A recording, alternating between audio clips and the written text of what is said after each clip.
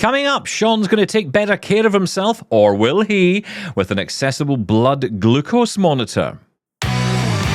You're listening to Double Time, your daily accessible technology show. Now, here's your hosts, Stephen Scott and Shaun Priest. Hey, Shaun Priest. Happy New Day. I never know what day. Well, is this Monday? I think it is Monday. I think we can officially say it is Monday. I think Breaking news. Yeah. I think we're safe. Happy New Week to you, Stephen Scott. You all right? I'm all right. Did you have a nice weekend? Did you get up to anything fun? Absolutely nothing. No, I sorted out my gigabit internet for you geeks and nerds out there. That was interesting. What have you got now? Wasn't. Okay, here was the problem. Laptop in the living room was only getting 100 megabits per second. I should be getting 1 gigabit per second. That wasn't happening. Why, Stephen Scott? Answer? Because of a thing that wasn't connected. I'll tell you why. Oh, okay. Because of my Eero mesh network, which can also use my Echo smart speakers to extend the Wi-Fi, which it was doing, but they cap out. The top speed is 100 megabits. I turned off the Echo speakers and I got 800 megabits on my laptop. Well, no, that is interesting. That is interesting. Because funnily enough, in my bedroom, we don't talk about that very often here at Double Tap I don't Towers. like that at all. No. Maybe it's the way I said it. I think that's what threw you off a little bit there, yeah. Okay. Well, in my bedroom, I also have this thing, right? We've got the Echo that will say in the Eero app, it actually says, you can activate it to, extend your network. Now, I am aware of that 100 meg cap. I didn't think about it in your situation because I wasn't really paying that much attention, to be honest. Thank you. But I was thinking I may, install this in my bedroom in my bedroom. But when I tried to do it, it said, please make sure your Echo devices are up to date. So obviously that meant another step of going into the actual bedroom, sitting down, asking if it was up to date, and then forcing some kind of software update, I think. I don't know. But anyway, I haven't turned it on. Yes. Well, look, it's absolutely fine. 100 megabits is still very, very fast, right? It's just I was just annoyed because I paid for 1 gigabit and I wasn't getting it. It was still working fine, but yeah, just so people are aware of that, there is a limit if you do use that feature, and I've got no need for it anyway. It's just I had it on by default. But it's handy to know that you can do that if you have. Now, hang on. How does it work? Is it only with the Eero system you can do this? Yes, that's right. With the Eero, whatever it's called. Not Eros, the Greek god of Wi-Fi. No, it's not. Stop it. Not that. With the Amazon Eero mesh router system, I've got the 3-pack of the 6E Pro, which is amazing, by the way. Totally accessible setup. Fantastic. With that, as I said, it will use your Echo smart speakers, the Echo Big, the Echo Dots, the later generations, not everything, will allow you to extend the Wi-Fi. It will use it as a router, but there is a speed limit. I mean, you could argue that if you were on a budget and you could only afford a single unit, because they are pretty expensive, especially in a 3-pack, you could maybe buy one, and then if you had a lot of dots around your house, say the 5th generation Echo Dot or something, you could use them to carry the signal, because you're right, 100 meg is still a lot. So it's fine. You for most uses, stream 4K movies with 100 meg. I think that would be fine. It's only the fact that we send a lot of large files to Dropbox and back in other cloud services that we need that speed. And you do notice it when you do those things, because when you're uploading and downloading 4K video files, wow, yeah, you can really tell the difference. But it's interesting because, I know we talk about, you and I talk a lot about this. We'll say, well, we're transporting all these 4K files. But you know what? If you're watching Netflix or you want to download a film on, say, Apple TV, then you're going to hit similar restraints and challenges with internet connections, buffering and all that, if you don't have a solid connection. And it was interesting because last week we made the decision here at Scott Towers to invest in Sky Glass. Now, you might be thinking, hang on a minute, I thought you and old Sky, Stephen, had a bit of a beef going on. Well, we do. The problem is that at the moment on Sky Television in the UK, you cannot get any TV shows with audio description on demand. But there is an interesting side to this whole Sky Glass thing, and I'm kind of learning it as I go. It hasn't arrived yet. It'll be installed in a couple of weeks. But it does seem to have a little bit better accessibility in it. And it also, and what I mean by that is it's got voice guidance, as indeed Sky Q does, but it's a slightly different version of Sky accessibility inside there, because they're running a different operating system for the Sky Glass TV as they are running for Sky Q. there is a test at the end. I hope you're keeping up. So yeah, it's a bit confusing. And, my experience, I actually managed to go to a Sky store, which they have around the UK, and I got the chance to actually try it in person. And that was really useful, actually, because it's one thing thinking about it, talking to people about it. It's another thing actually hearing it and trying it for yourself. I've got to say, the funniest bit was the Sky staff who had never heard of such a thing in their lives. And they had, when I kept saying, "Does the TV talk?" I think they thought I was insane. Well, of course, the actors talk, and that's right. Not a guy running around with a lantern. So it's like, this it talks, of course. But anyway, we turned on the voice view or voice guide, or whatever it's called on there, and it's a little bit swifter. Still not as many controls as I'd like, but I get the impression they're investing the accessibility efforts into Sky Glass. So I guess if I'm going to have anything, I'm going to have that. And the other reason, honestly, it's a kind of it's nothing to do with accessibility reason I actually want Sky Glass. It's because the wall we're actually putting the TV onto, I'd have to pretty much rip out the entire inside of my house to get the satellite cables all run through, because you need a number of cables to connect to your satellite box. We should quickly say what Sky Glass is for those that don't know. Yes, well, okay. Well, that's what I'm getting to that. You see, that's what I'm saying. Right. So, obviously, with a set-top box, you've got a number of satellite connections, like I was saying, and then you hook all that stuff in, and all your cables and all the rest. And then, of course, you have this box, right, which you've got to fit somewhere. And if you're trying to mount the TV and make it all look nice, it's a bit more challenging. However, with Sky Glass, it's all in one, and it doesn't require a satellite dish to work. So the whole thing runs off the internet. So you literally have one plug going into the wall. The TV has a soundbar built in, and that's it. You're ready to go. So no separate soundbar, no separate set-top box. The only thing I'm going to have in addition to the Sky Glass TV is my old and trusty Apple TV that I'll be plugging in. But that's it. So literally one box mounted to the wall, one TV mounted to the wall, one box stuck on the back with the sticky tape and glue. Well, there you go. Truly cutting the cable. It's funny. I still describe Sky as the satellite service here in the UK, but it's no longer the case. You don't need a dish. It's all streaming internet-wise. So, yeah, makes total sense. I just kind of it really frustrates me that there's a difference between, the Sky set-top box, Sky Q accessibility, and Sky Glass. I mean, come on. And look, I don't know how good it is yet, obviously until I get it. I mean, I know what Sky Q is like, and I obviously hope it will improve. But I know the focus is on them improving Sky accessibility. Now, I know a lot of the learning that comes from this, and a lot of the implementations actually come from Comcast and the Xfinity box in the US, because that is what the whole thing is based on. Comcast owns Sky now. So, I actually think that's part of the reason we have accessibility in those boxes. Not just because there's loads of people like you and I, our good friend Elliot Stonehill, who listens to the show regularly, who shouts and jumps up and down and demands, like I do, that more is done to make these boxes accessible. Whether or not it's our voices, or whether or not it's just because of that affiliation with that network, but with the fact they're now owned by Comcast, may well have done it, because the Xfinity box was the first box to actually become accessible. And then later we got, here in the UK, the Sky Q box became accessible. But it seems to be improving bit by bit by bit.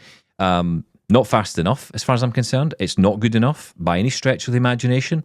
But you know what? I still want to watch TV. I still want to watch regular television and on demand. And the one other thing that's kind of weird is often when you watch a TV show, and it depends on your provider whether or not they offer this, but nowadays you can go onto a TV show and it will say watch from start. I say you've missed the beginning of it. And how many times have I said this? You catch a show midway through and you go, I wish I had watched this. And it has AD. But regular like Sky Q, for example, if you were to press play on the watch from start, you would get the show from the beginning, but no AD, no description. Now, on Sky Glass, and we tried this in the store, and it was only by chance we did this, that he accidentally hit the watch from start button on a movie, and the movie began with audio description, and it kind of blew me away. I was like, oh, that's a thing? And you threw your wallet at him, and I straight said, away. I'll have that, because, okay, it's not perfect, it's not got everything yet, but at least it's got, at least it's got the bones of something. I can't believe I'm having this conversation in 2025. At least it's got something. But it is, that's where we're at. we're buying it and hoping it will improve. That's not a great situation, but you're absolutely right. You've got to deal with what's available now, haven't you? Yes, the Meta Ray-Bans. Anyway, hey, listen, I don't know if you caught the news last week. Did you see any news alerts go out from old Double Tap here? Well, yes, I was perplexed, I'll be honest with you, because I saw it on social media. Shush, an announcement is coming tomorrow. And I thought, well, I don't know what that is. I better tune in. What are we talking about? So you didn't see the follow-up announcement there, right? Okay. So what's happened? No. That does not surprise me at all. Never saw the email, never read any of the information that went out there. It's a really interesting time for us here at Double Tap. We're trying to grow the show in new ways, and we thought it'd be great to think about something like a newsletter, maybe even additional content in some form or another. We're not quite 100% certain where it'll all land. We are focusing just now on a newsletter, and other stuff will come down the line. But we are going to be partnering up with Mindvault Solutions. Now, you may know them. They are the people who brought you, and still do bring you, the Top Tech Tidbits newsletter every single week, the very popular newsletter. And also access information as well. So a great way to find out what's going on in the tech space for blind and visually impaired people. We're going to be joining up with them to build a newsletter telling you all about this show. So if you don't get the chance to catch up with everything, and we understand that many people just cannot possibly keep up to date with everything we put out. Even we struggle sometimes to keep up with what's being put out. Yeah, and we're in it. And we're here. We're doing this. So it's just a great opportunity, I think, to say to you, hey, look, here's our digest. Here's our way for you to find out what is going on here at Double Tap. And I don't just mean like telling you what's coming up and stuff. I mean actual stories, news, information, tips, some of the best listener comments. Some great content we have. And you can't possibly catch everything. You can't possibly remember everything. But, we some newsletters, as they do, they will pick up on other stories from around the world on this kind of stuff. We've got so many stories of our own we can share. And I thought, what a cool way to do it. So very excited about Mindvault and Double Tap having this partnership, along with the Philalo Communications as well. It's a very exciting time for us as we continue to grow this thing. It's getting all very serious now, isn't it? I remember the days it was just you and I sitting here talking absolute tosh. Well, that hasn't changed, though, to be fair. Oh, thank God. Right, okay, things are fine. Things are fine. Right, look, let's move on, because I want to talk about something that actually Jamie G brought up recently. You might remember she had got in touch with us, suggesting a solution for you, Shaun, an accessible blood glucose monitor, something I know had been keen to get hands-on with. And we've had another listener get in touch to share her thoughts. Tess Lockton, I believe. Yeah, that's right. Yeah, Tess heard my cry for help to the new, exciting and scary world of diabetes that I'm just getting into. And she joins us now. Welcome to Double Tap, Tess. Thank you very much for having me. Now, Tess, you heard my call for help because I was saying a few episodes ago now that I was looking for a way to test my blood sugar, my blood glucose, but I needed an accessible way to do that. And I found it really difficult.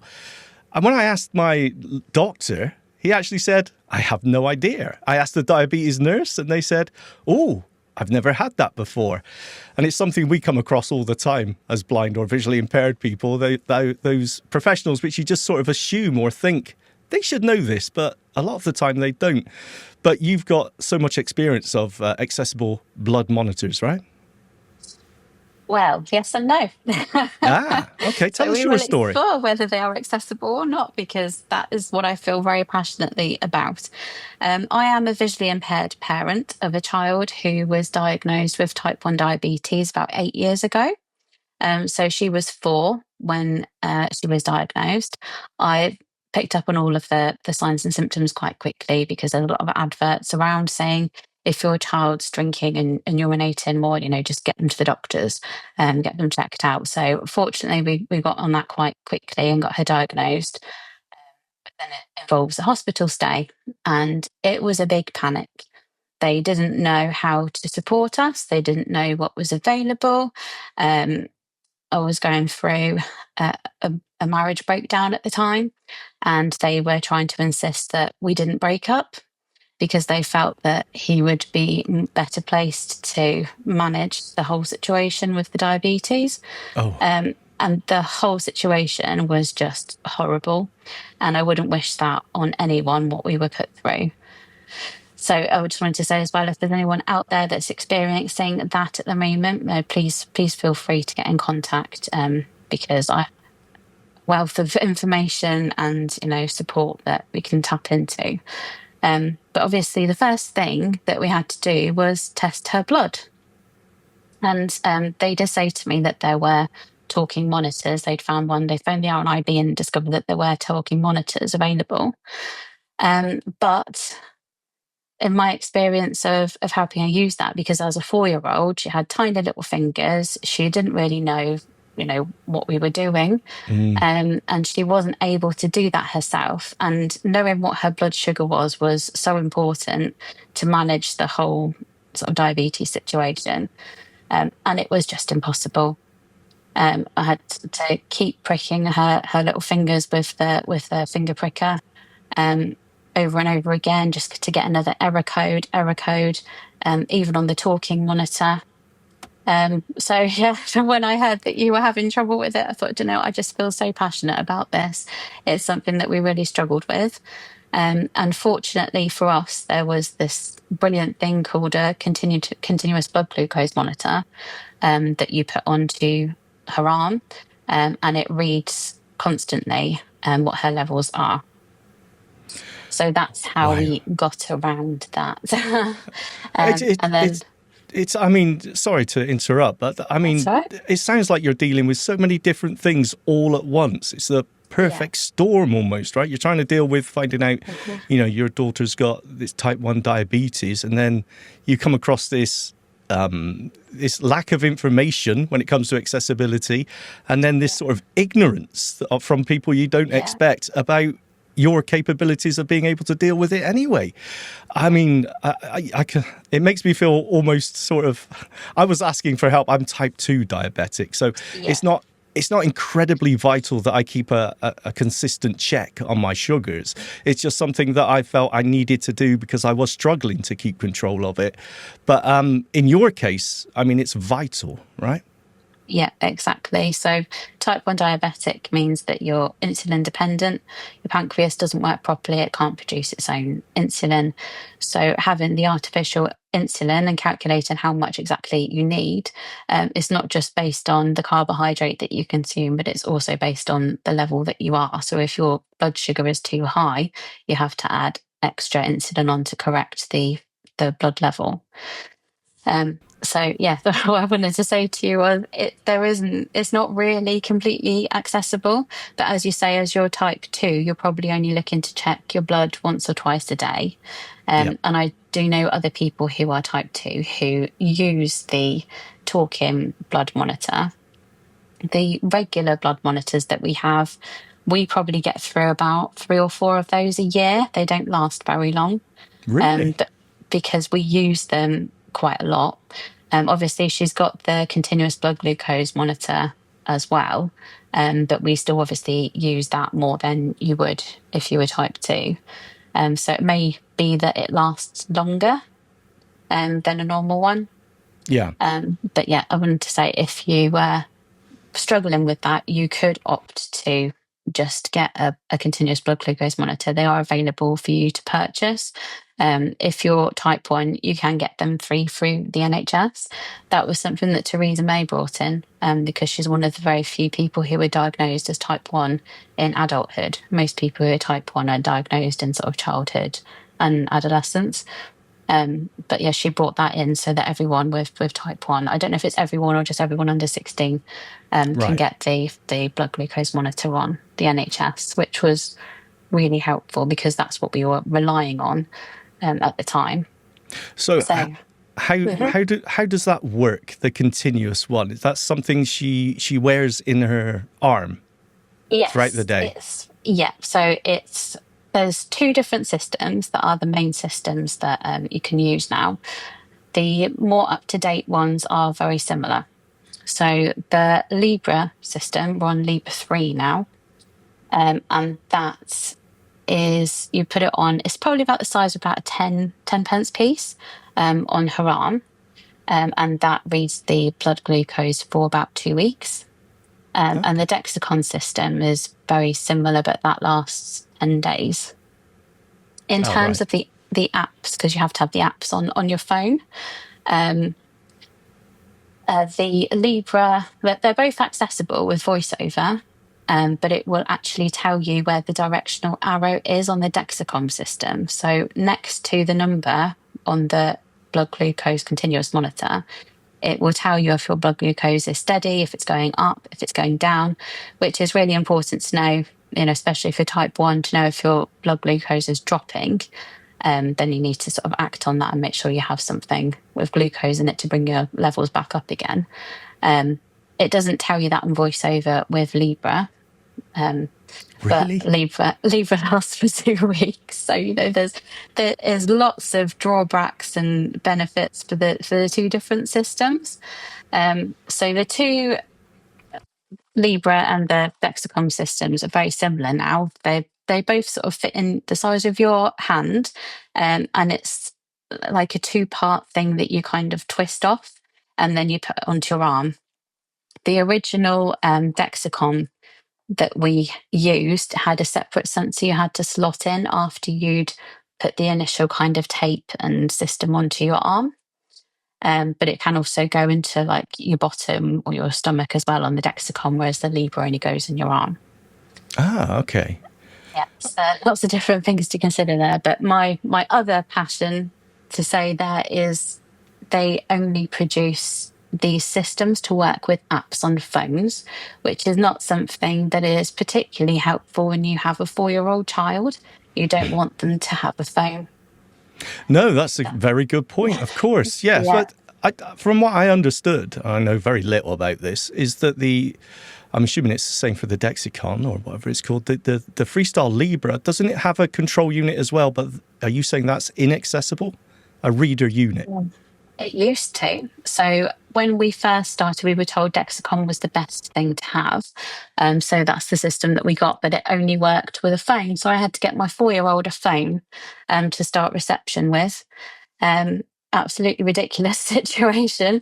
You had to be within range of this phone all the time. So she had like a pocket that she had on her, like a little bum bag thing. So that she constantly wore that. So technology is brilliant, but the Dexcom just didn't work properly for her. And we ended up on the Libre system, which we've used really quite consistently over the last 8 years.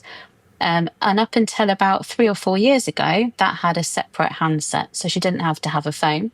But because I had to get her a phone, I was locked into a contract, which I couldn't get rid of, even though it was just for medical use. So unfortunately, that was the situation I was left in there. But yeah, now they don't do the handset with the Libre, so it is just on a phone through an app. Okay. I think the reason why they do that is because they are connecting both of those systems to work with a pump as well. So it's a brilliant system in theory that it will all talk to each other, but it's not 100% reliable, and you do get some quite erratic readings sometimes. They're not correct. If you lie on the Libre when you're asleep, it does what's called a compression low, so you think you're having a hypo, but you're not. And it takes quite a long time for that to sort out, whereas the Dexcom is a bit more reliable. You don't get the same kind of thing from that. Wow, it's very much swings and roundabouts, isn't it? I mean, you've got the 2 weeks of the Libre system, but 10 days of the other one. And how do you cope with something like that? Because it's something, I don't know. I always consider it, my family members got glaucoma, and for the longest time when it all started, it was chasing those numbers. What's the eye pressure? What's the eye pressure? And we were just I was constantly worried what those numbers were if they were too high. And you must have been exactly the same.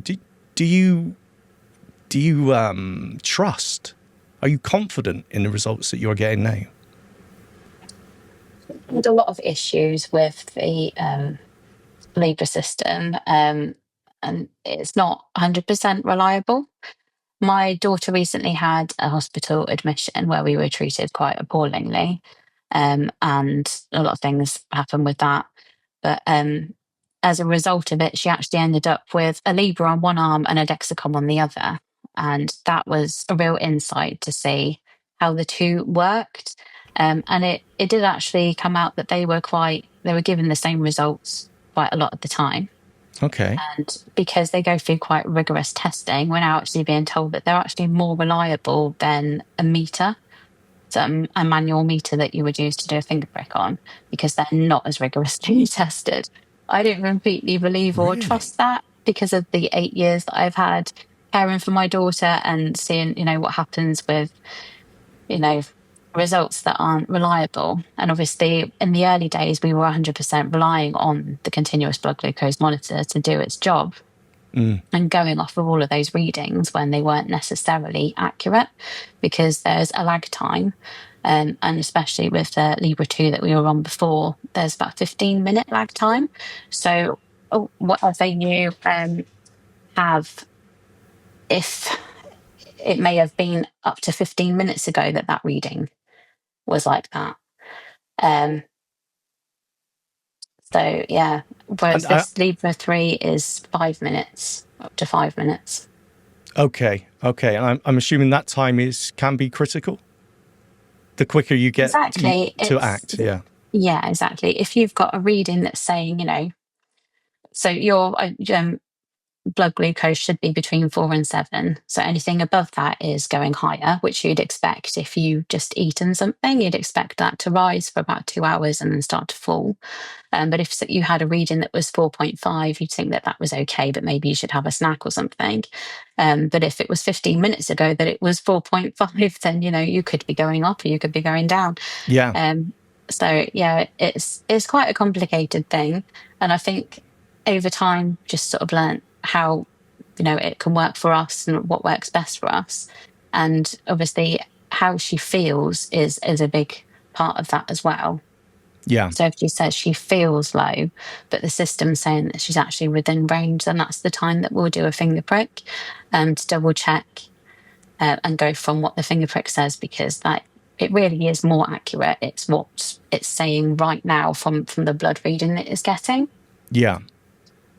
So now she's older, she's able to do that herself.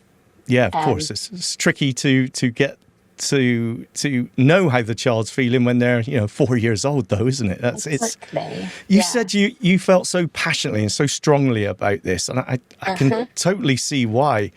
Well, have you interacted at all? Have you spoken to anyone at either Libre or Dexcom? So I spoke to the rep that came round for the Libre system, and she was quite helpful. It was a few years ago, but I think the thing that I feel most passionately about is, yes, technology is brilliant, and we are fortunate to be visually impaired people living in a technological age where we have so many things available to us that weren't available 20 years ago, and we can carry on with our lives and do different jobs and things. But in this day and age, there is no better system than doing a manual finger prick, and it is not accessible. I don't know if you've got the talking monitor or if you've tried a normal monitor or how you've got on with it. I was given... Sorry, yeah, I was given by the doctor one that I was told, yes, this is accessible. It's got a smart app with it. It didn't have any app with it at all, and it wasn't accessible at all. So I never actually tried it. I took it back to them. That's where I put out the question in the first place of, I'm looking for something that I can just use on my own, something that will talk. Yeah. I was told about the Nexus Voice, and I did see that one on Amazon, and I thought, hang on, when I compare that to something else, it's around £30 or just under here. I thought, is that going to be any good? But that's when I put out the shout for help, really, if anyone has tried this. Yeah, so I went on Amazon and looked, and there are two. The one is a lot cheaper than the other one, and I bought both of them just to see for, comparison's sake. There's no difference between the two. They're exactly the same. So if you wanted to buy the cheaper one, it is exactly the same. And actually, having tested out both of them, I'd actually say the cheaper one is more reliable. But that's only because of the results that I've got from that. But they're exactly the same system. So I've got the meter here. It's probably about like a credit card size. It's got a screen on the front of it. It's got buttons on the side, which I don't know what they do. They don't have, it's a different shape to a normal sort of size meter that we would usually use. I did use a different talking system when my daughter was diagnosed, that looked completely different to this, to be honest. So I don't know if they worked on improving it at all. But I think the improvements are limited. So when you have your meter, there's a small slot at the bottom, and you have this strip. It's quite a thin plastic strip. And I'd say the advantage of having the talking meter, although you'd have to buy more strips to go with it, is that the strip is indented at one end. So when you put that in, you know which way round you're putting it. Yeah, and now it says to put the blood on the test strip. So I've got a finger pricker here, which I'm going to use. Wow. Prick my finger and hope we get some blood, because now I can't see where the blood is on my finger. And you have to kind of hover your finger above the test strip and hope that some blood somehow will come out onto that strip. How would you do this every day? And when I had my daughter, such tiny little fingers. Of course. To keep pricking her fingers over and over again to try and get some result. And it just says error, error, error. This is what I feel passionately about. In this day and age, there is nothing better than this. And I find that ridiculous. Surely there is a better way of getting the blood from your finger onto a strip to read it. The accessibleness of the RNIB one stops at the design of the strip. And, if you're lucky enough to get the blood onto the strip, that it will tell you what your numbers are. Yeah, it does. I'm quite honestly, I'm amazed because, it's not like this is a new thing, right? I know people have been dealing with this for years. And of course, as Stephen often says on here, nothing's a problem until it affects you. But it just seems like, has no one really taken care of this yet? It seems a lot of the problems that, other people did get in contact with me. And the problem that kept coming up was exactly what you just demoed then, was getting the blood on that strip. Even the ones where you can put the blood on the strip before inserting it. I think someone was telling me about one that did that. But even then, it was hit and miss, 50-50. Sometimes it does it, sometimes it doesn't. It just doesn't seem acceptable. I don't understand why this is still happening. No, I don't understand it either. And like I say, thank God for the continuous blood glucose monitor, but it is not 100% reliable. And if you're type 1, you also need to check if your levels are high, you have to do a ketone as well. And diabetes, type 1 and type 2, can cause sight problems. So why has no one come up with a better system than this? Yeah. It's just beyond me. Well, you've got to work with what's available, I suppose, and you find the best system that you can at the moment. But I totally agree with you. It does seem incredibly frustrating. And not only that, dealing with some of the attitudes that you've had to deal with from people that should know better. I don't know. Well, I understand why you feel so passionate about it, Tess. I can tell you that. Thank you. But I really don't want anyone else to go through what we went through. So if there is anyone listening that is going through that kind of situation where they're visually impaired and they're caring for someone like a child with type 1 diabetes, please do get in contact, because I do have some resources and information that you could, hopefully take to the team, the diabetes team that are meant to be supporting you, because it's something that you're going to have to live with and need to work together, for the common goal, which is caring for that person. So, thank you so much, Tess. Okay. And sorry, do you know the name and the model of that the one that you just showed us there, the talking monitor? Yeah, it's the Nexus one that you said. Oh, it was the Nexus Voice. Yeah. There's two very similar on Amazon. There's one that's a lot cheaper and one that's a lot more, and they're exactly the same. Music to my ears. Always go for the cheap one. Exactly. Tess. There is a finger pricker in there as well, but I would recommend getting a fast clicks finger pricker, because you can adjust the end of it so that it doesn't, hurt you quite as much. Fantastic. But yeah. Tess, thank you so much for all your information. It's helpful to me, and I'm sure it'll be helpful to a lot of people. Thank you. That's all right. You're very welcome. Wow. Amazing information from Tess there. I've got to say, as I did there, it was so helpful to me, and I'm sure it's going to help a lot of people out there.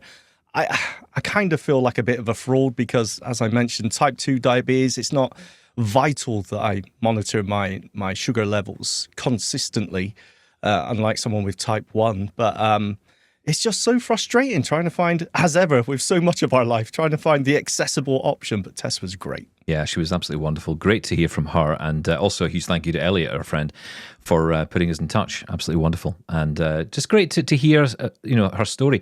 What I think caught me was the story of her experience in the hospital, the experience of the staff. I kind of wish I could have jumped in at that point. But Yeah, I was thinking, as I was listening to it, I'm thinking, this is the experience I've had. But you know what? It's nice to hear from other people. Yeah, It's well, nice to depends hear what other they people. say. Yeah. But again, I made the point, how frustrating is it and how disappointing is it when you hear that sort of attitude from people you just don't expect it, that you think should know better. But we come across it all the time. Oh, yeah, we do. We do. And the attitudes of people are they are sometimes incredible because they come from such an innocent place, or at least that's how it feels, like that's how it sounds. Because you would think, why would you say this to anybody else? Would you say this to anybody else, But then they used to say horrible things, and still do, to black people, to women. Many black people, many women will tell you the same thing, right? They'll say you get these comments, these random comments that are either hateful or are ignorant. Exactly, ignorant. Yeah. Anyway, look, we're going to get into the feedback in a moment. You're listening to Double Tap. Get in touch with Double Tap. Email feedback at doubletaponair.com. Leave us a voicemail at 1-877-803-4567. And now you can send an audio or video message to us on WhatsApp. That number is 1-613-481-0144. Yeah, we do love getting your messages and your feedback. And if you want to know more about all of our amazing stuff we're doing here at Double Tap and a little glimpse into the future as well, then you definitely want to visit doubletaponair.com/subscribe.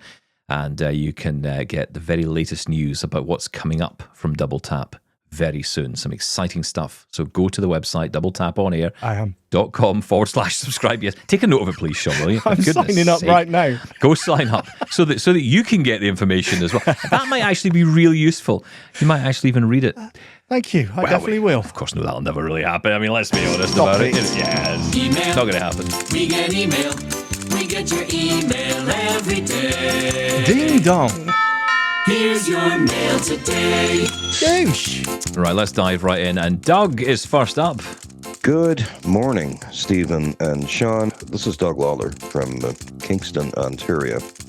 Wanted to discuss the whole GPS scene. I had a Victor Trek back in 2011, and I think I used it up until probably around 2014 or 15. And then, of course, GPS apps started to get pretty decent on the smartphones, and I had an iPhone 5 at the time, and I think I started using, most likely Blind Square back in the day.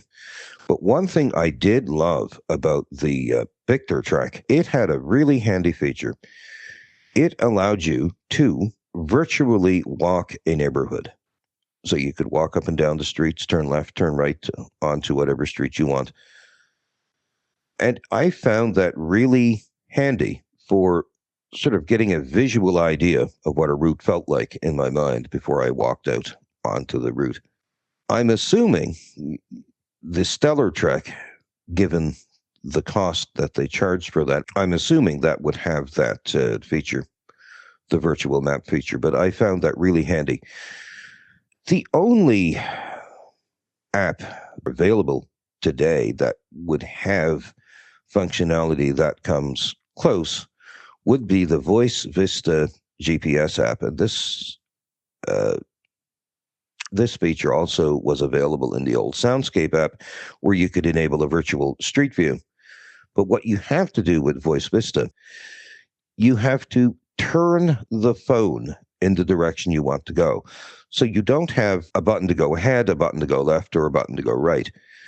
So you have to turn the phone, which I find just cumbersome, especially when I want to just quickly explore a route just to see what it looks like, how far it might be, etc. It's just so slow and irritating. I don't do it as much as I did. But that was very nice on the hardware-based Victor track I had. That was one feature I really liked about it. Another feature this had is the ability to actually drop a voice landmark. So let's say you got to a certain point and you're saying, Lord, it would be nice to have a landmark dropped here. I had the Victor track on my belt, and I would just press a button, say something that I thought made sense at the time. That gave me an idea of where this point was or what this point was. And it would save it into the unit. So when you came to that point, you would get a playback of that audio that you recorded. And when you got back to, say, a better location for recording, you could re-record those audio clips if you wanted. That was really handy. Smartphone apps just don't have that type of convenience. You can leave text marks, but you have to stop, take your phone out, get it into this, like the edit box to enter your text mark, and then you have to type it in. So it does take some time. You just can't press a button or hold a button and just say something. Those were features I really liked. I really wish there was a smartphone app available that would allow one to at least browse OpenStreetMap. And my idea of an app like this is very simple. You have 4 buttons. Go ahead, go back, and go left and right. You would let the app get your location, and then you could start walking, like virtually navigating from that location, and you would hear the street crossings as you navigated ahead or left or right. What's on the market today just isn't efficient for doing that, and I find that so handy. You know, I mean, if I had the money, I might buy one of these, but I don't think I'm going to do that. I'm waiting for the Glide and see what the Glide has to offer. Keep up the work, guys. Take care. Doug, thank you so much for that. That was a wonderful message to get. And yeah, I mean, I've been out and about with the Stellar Trek, obviously, for, just getting to grips with it, starting to use it. And I must admit, starting to kind of like it as well. I'm like, this is actually pretty cool. You sound surprised. Well, do you know, it's because my last experience wasn't very good, and I think I've realized it was definitely user error. But the fact is now, I don't know, I've got a different mindset, partly because I don't have it for for 2 weeks, and then I have to send it back, which makes it difficult to review anything, because you just don't have the time to give it every day. I can't go out every single day. I just don't have the time for that. And, also I just don't go out every day. It's as simple as that. But this is really interesting. I'm enjoying getting out and about and trying it. But that map feature, where you can sort of try out a route beforehand, is kind of cool. I mean, it's a bit like, it makes me think a little bit of what people who are sighted can do with Google Street View, right? You go to an area, you can almost wander the streets, get to know the layout of the streets in advance of a visit. I totally understand that. And I've done that before when I had some vision of going through Street View to sort of get an idea of what I'm looking out for. I just have never done that virtually and audibly only. So I just wonder, is it the same experience? Does that set you up? Does that pre-prepare you? Well, I've had a couple of people saying in messages, as will be coming through in the next few days and weeks, a lot of people have been commenting on this. And I remember one message that I was listening to saying, going to an area, it's not always just about knowing the street names, although that's useful. And if you're walking around and you get to know that a particular, street is on your right and a particular street is on your left, and you must remember to take the right there and stuff like that. And as you're walking around, you're hearing that street name. It kind of just gives you a bit of a mental kind of prod to say, okay, I know I'm in the right region, I'm in the right area. But it's more than that, because you can turn on the points of interest and you can find out what's going on in your area as well, what shops, what cafes, what things are around. Again, it's that thing we go back to about how we as blind people, when we go from point A to point B, we're always excluded from everything in between, right? Because we're so busy focusing on getting from point A to point B. This is where Soundscape was brilliant, right? Because I could walk through a city centre and I could learn about every shop as I walked up. In Glasgow, there's a major shopping street. And as you walk up that street, there are just shops everywhere. And I'm able to know exactly what every shop is. And I found just by doing that walk one day I learned so much about my route. And you can do similar things here with the points of interest turned on in the Stellar Trek as well. But also you're finding out street names, you're finding out other information as well. It's not just giving you points of interest information. It's giving you a lot of information, but I have to say in a very concise, clear, and strangely unobstructed way. You know, I kind of didn't expect it to be... Yeah, I kind of expected it to be more... a bit like Soundscape. You know, sometimes you just get beeping, constantly in your head or whatever. If you have that turned on, exactly. you can turn it on. Yeah, we should say, I mean, you mentioned Soundscape and Voice Vista based on Soundscape, of course. They do still have that Explore functionality. It will read out points of interest, and you can tailor that to different things, you know, shops and stores and objects and whatever else it may be, the bus stops. So you can have the same experience. But I think what Doug said there was really valid, was the convenience. When he talked about, you know, I'm at a marker or dropping a breadcrumb, however you want to put it, just pressing a button and recording a voice tag, you know, I'm at the corner of whatever, that's so handy. I will say that there is options to do that as well in Voice Vista, I believe, and others, where you can actually set up a Siri shortcut. You do it inside the app, and you know you can just say, "Hey, do that," drop a breadcrumb or something, and the default text in there will be the actual GPS location information. Okay, and you can come back and do that. So you can do that in a more convenient way.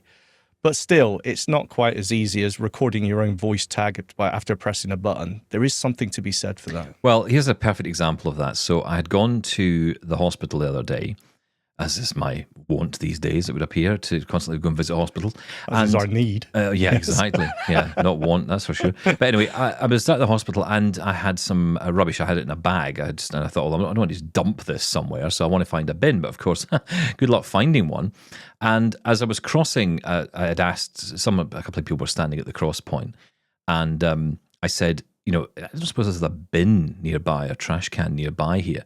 And they said, actually, yes, there is. There's one on the other side of the road. And I thought, at this point, it would be a cool time to try this feature.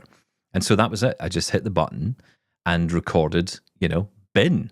Simple as that. And when I walked back out of the hospital, as I was walking past it, my voice said bin.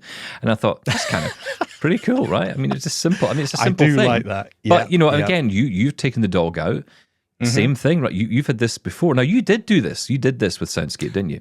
I do it, yes, using, I use Voice Vista, but Soundscape is the same virtually. But yes, I've got I stopped, pulled out my phone, and I set a marker, gave it a name of poop bin number 2 and poop bin number 1 for each one.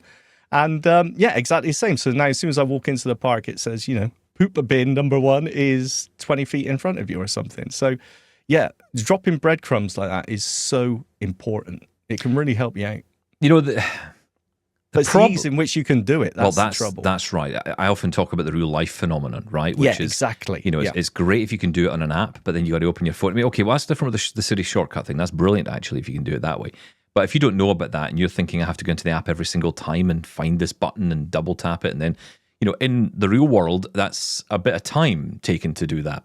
By which point, someone's guaranteed to have stopped you and tried to have a conversation with you and asking what on earth you're doing. Yeah, well, plus, you know, if it's raining or something, the dog's pulling on your arm, and it's like, yeah, you're in a hurry. It's fine. I'll sort it out next time. Yeah. Yeah, exactly. But it is funny, right? So I've been using the app Move It for bus travel.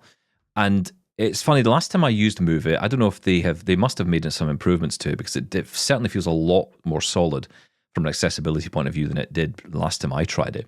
And that was a while ago. I mean, again, I'm not out that often, especially in public transport. So, you know, going up to the hospital, I thought, well, I'll take the bus and I'll try this.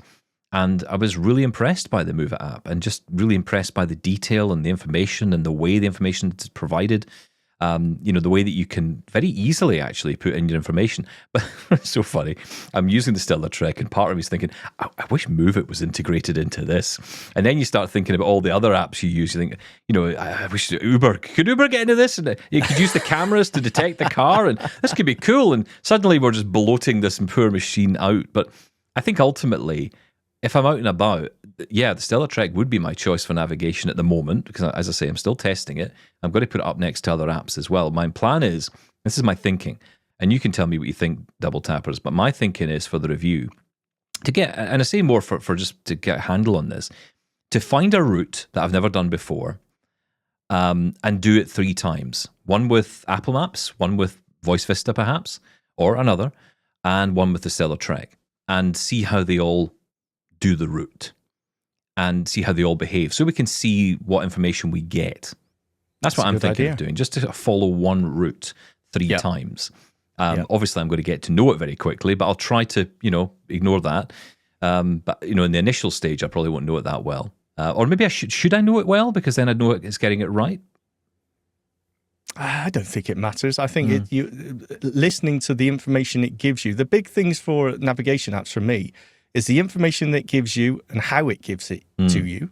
And also, how responsive is it? The amount of times I've walked 5 minutes down a road just saying, please talk to me. Am I going the right way? Tell me something all the time.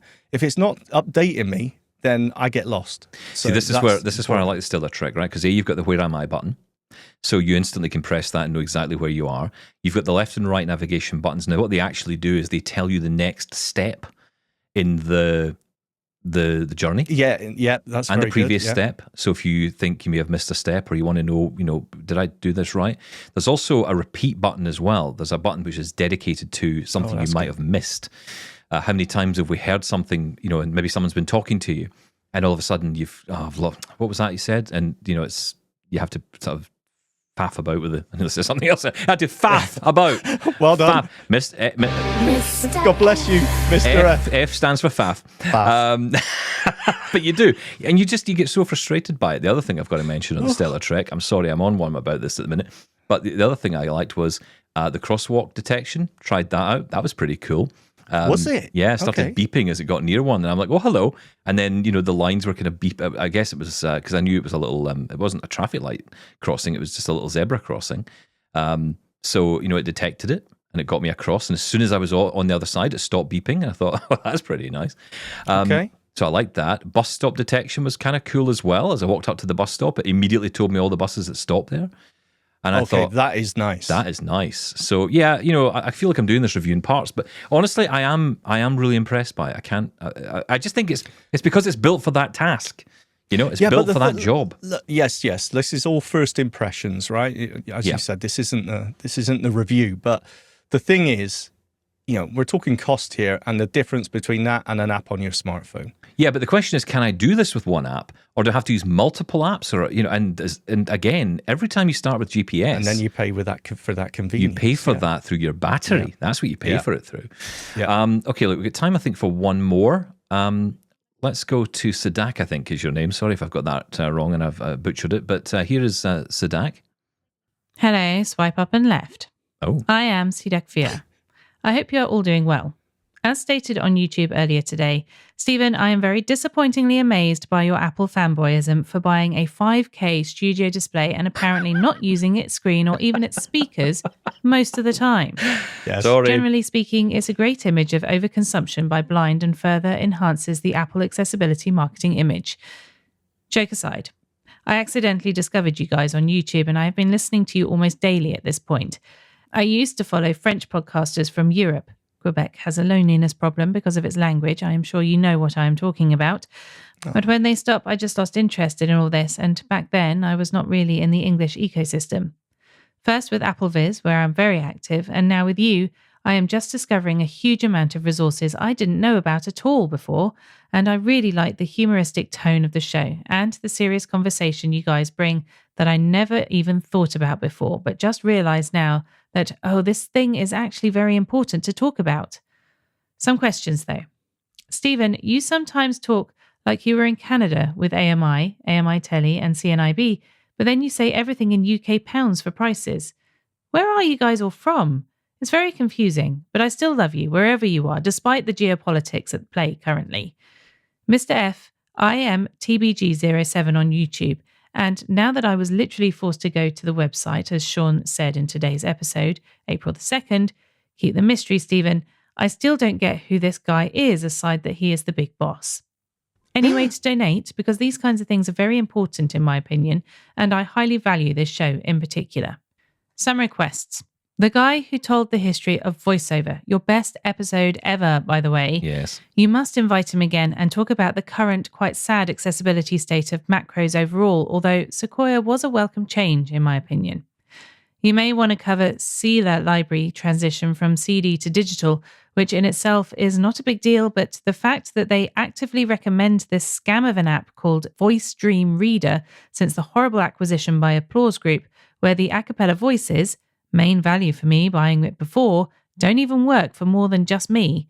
We are constantly blocked by the subscription pop-up if we use Explore by Touch rather than swipe left or right with a forefinger tap at the bottom edge of the screen to access the user interface elements for the voices and changing or selecting them.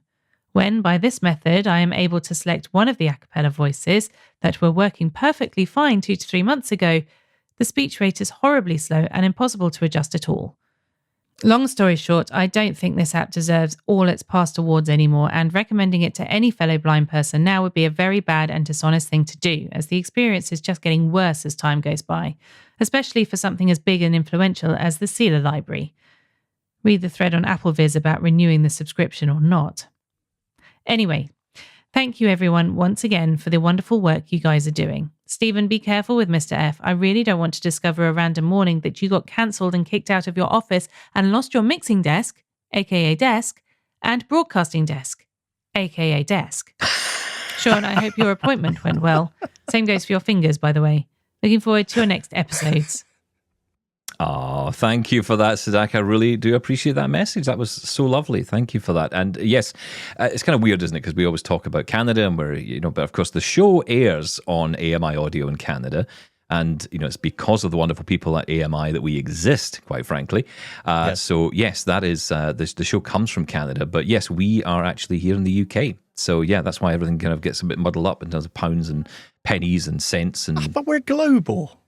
Exactly. We're a global show from all over the world. So that's right. I will say, when it comes to Voice Dream Reader, I'm really sorry to hear the problems that you're having. I don't use it, so I don't know. I would love to hear from other listeners about their experiences with Voice Dream Reader, because after the whole, subscription argument that went on, has it dropped in accessibility? I would really like to hear about that. Yeah, I must admit, I didn't use it beyond that. And, well, we can get into that another day, I suppose. But yeah, just really interesting. Sadak, I really appreciate it. We could talk more, but we are out of time for today. And we will be back again tomorrow. We'll have plenty more emails to get to, more responses as well. Do keep your thoughts coming in on everything we're doing here. And remember, if you want to get involved in what is coming up in the future of Double Tap, and actually just a side note to Sadak on that, asking if he can donate to the show. I appreciate you saying that, Sadak. But, one of the things we've tried to do here at Double Tap, and it's been a personal mission of mine, is to make sure that nobody ever pays to listen to this. I really would rather that was not the case, because I think this information is important, and I think it should be free to everybody. That is something that we, and you can probably tell by what we're doing and what we've been doing in the past, that's something we're really pushing to do. You'll notice with, the work we've been doing with the CSUN coverage, for example, with our partnerships with Be My Eyes and Glidance at the time. Our aim here is not to come to you and say, can you, give us some cash? I really don't want to do that. I mean, I'm not saying it will never happen, because I can't tell the future. I'd be a millionaire if I could. But the truth is, I really want this show to remain free to everybody who can get to it. And so we're working in the background to make sure that happens. But yeah, check out the website, doubletaponair.com/subscribe. Go and subscribe, and you'll have some lovely, juicy content coming your way via your inbox very, very soon, I promise you. Soon. That's it for today, though. Thank you, as always. We'll be back tomorrow. Thank you, Shaun. Thank you. Bye-bye.